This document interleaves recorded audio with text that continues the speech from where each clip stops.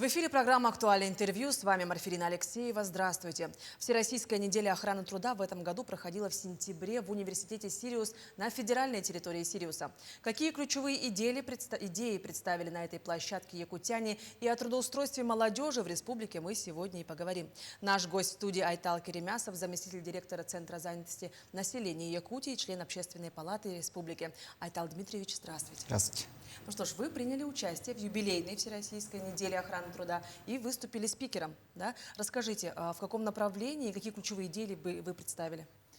Тут важно отметить, что в рамках Всероссийской недели охраны труда прошли Дни службы занятости России, где приняли участие представители, руководители и молодые специалисты с 89 субъектов России, где мне выпала честь представить опыт Якутии о карьерных возможностях молодежи в Якутии.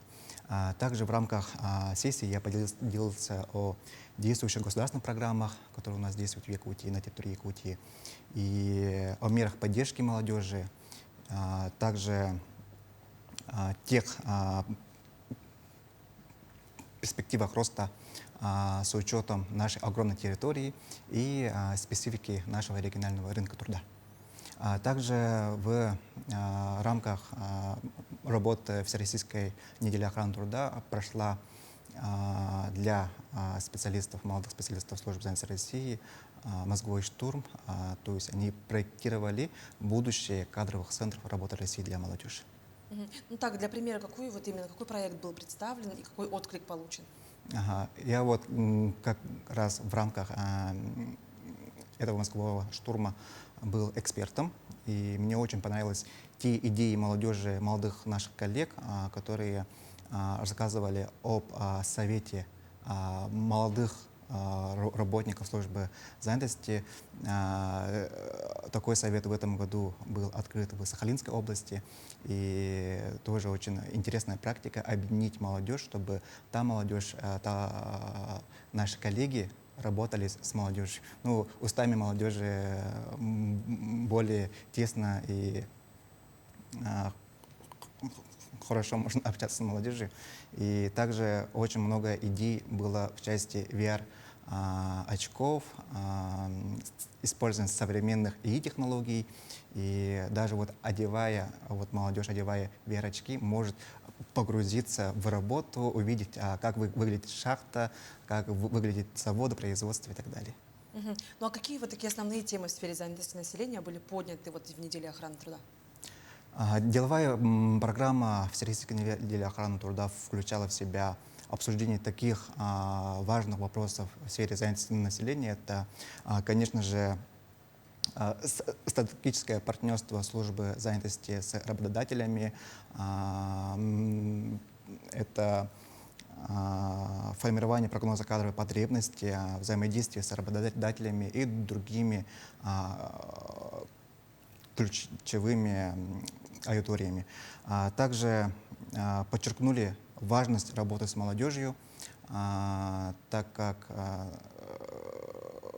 акцент делается на выпускников, на студентов, чтобы они оставались в своем регионе, чтобы выпускники наши не уезжали за пределами, так как у нас тоже большая кадровая потребность, и мы можем закрывать свою кадровую потребность из числа наших выпускников, которые обучились здесь, и включая тех выпускников, студентов, которые обучаются за пределами Якутии. Ну, как раз-таки продолжая тему, да, по вопросу трудоустройства молодежи в Якутии, расскажите об основных направлениях работы молодежного кадрового центра Якутии, какие механизмы используются для сохранения, предоставления места. Хочу напомнить, что молодежный кадровый центр у нас заработал в октябре 2024 года по инициативе главы республики и в целях повышения доли трудоустройства выпускников по специальности. И на сегодня молодежный кадровый центр провел более 80 мероприятий с охватом более 50 тысяч молодежи. Это такие мероприятия, как ярмарки вакансий для молодежи, профориентационные встречи, экскурсии по предприятиям, диалоги на равных с работодателями, Также это составление помощи молодежи, составление резюме, это семинары по повышению скиллов и так далее. Очень много было сделано за эти даже года нет, как молодежный кадровый центр работает, но все равно огромный пласт работы проделан. И самым большим таким нашим мероприятием это стало фестиваль молодежи работы в Якутии, который у нас прошло этим летом. Ну, какие-то вот итоги уже, ну, видны, наверное, ощутимо, да? Да, у нас на сегодня более 700 молодежи прошли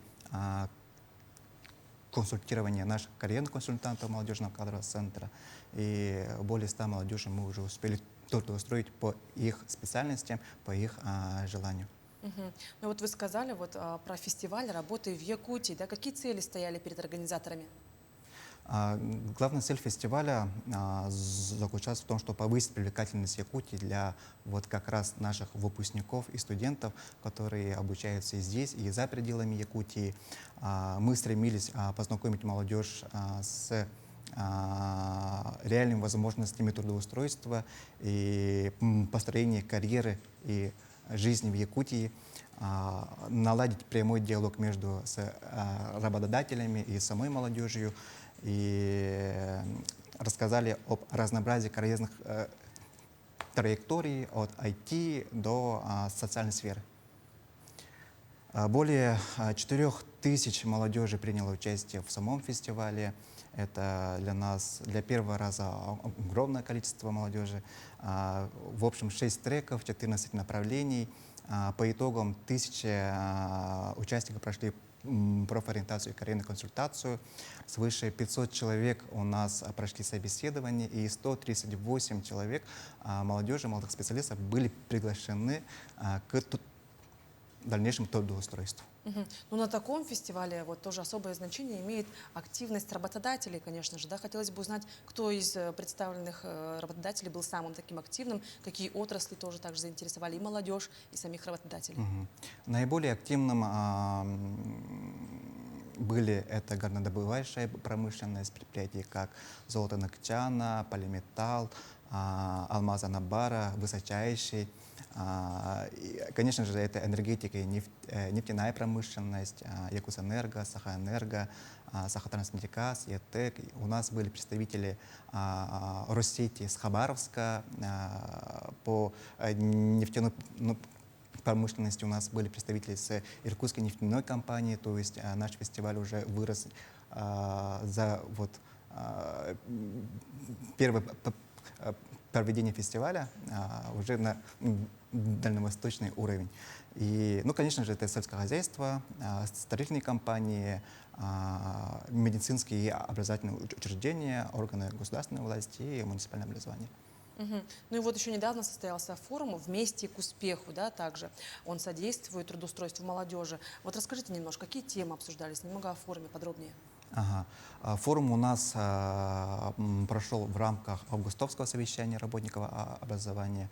Организаторами выступили Госкомитет занятости, Министерство образования и науки, Центр профессиональной подготовки СОПП и молодежный кадровый центр. И форум объединил себя специалистов службы занятости, представителей вузов, колледжей и работодателей, и, конечно же, студентов для выработки единого подхода к сопровождению выпускников.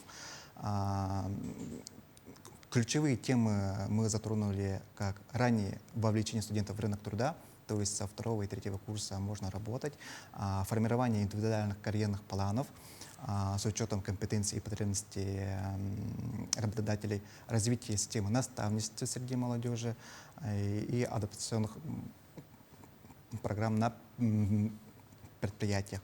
И, конечно же, это использование цифровых инструментов от онлайн-резюме до анализа рынка труда. В рамках форума была презентована единая профориентационная модель, разработанная вот как раз ОПП и молодежным кадровым центром. Мгм. И вот еще вот как молодежный центр, да, взаимодействует с образовательными учреждениями, вот от студента до работника или вообще от школьника до работника. Очень интересная эта дорожка. Ага. Молодежный кадровый центр на сегодня работает по системе ВУЗ-студент-работодатель, выступая мостом между ними. И сейчас мы очень тесно работаем с образовательными организациями. В каждом образовательной организации у нас действует центр содействия трудоустройству выпускников и центр карьеры, с которыми мы очень тесно работаем. Мы для них проводим разные мероприятия, активности, семинары, курсы повышения квалификации совместно с ОПП, и чтобы те люди, которые сидят на местах, общаясь со студентами, уже на местах решали те проблемы, которые стоят перед молодежью, найти хорошего работодателя, построить свою карьеру и так далее. Вот, и молодежный кадровый центр активно вот ездит по образовательным организациям, мы ездим по районам, уже охватили несколько районов, и также общаясь с молодежью, мы им помогаем также работать на портале, на нашем портале «Работа России». Мгм. Ну и вот сейчас еще вот я знаю, что у молодежи очень большой интерес к креативным индустриям, а мы все-таки Якутия на Дальнем Востоке тоже очень в этом плане, ну, скажем так, первые. Скажите, пожалуйста, а вот ну, как у нас обстоит дело с трудоустройством вот в сфере искусственного интеллекта, креативной индустрии? Участвовали ли они на форумах, вот такие работодатели? Ага. Да, действительно очень развивается данная отрасль, и мы тоже будем делать большой акцент и ставку на трудоустройство молодежи в этой части.